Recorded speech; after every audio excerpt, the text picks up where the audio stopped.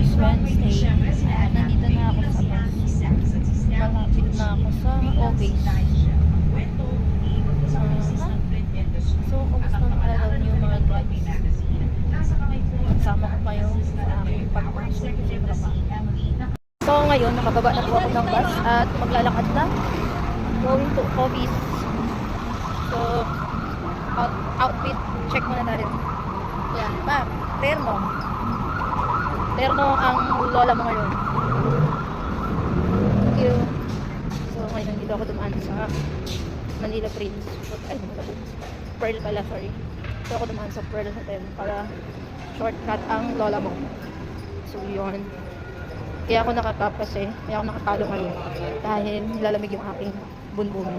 Charis, baby yarn. Feeling baby yarn. Ayaw ko malamigan yung bunbunan ko. Pero actually, sobrang lamig talaga sa bus. Ang lupit ng aircon sa bus going to Las Piñas. Alabang. Magandahan lang, hindi mabaho yung bus. Magandahan. Hindi nasusuka ang lola mo.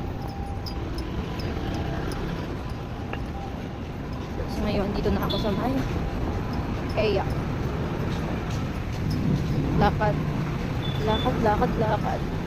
para exercise na rin everyday. Hindi mamaya nakaupo na ako makakapon.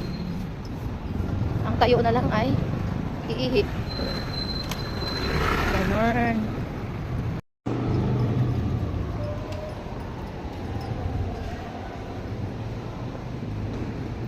So ayan, dito na agad ako.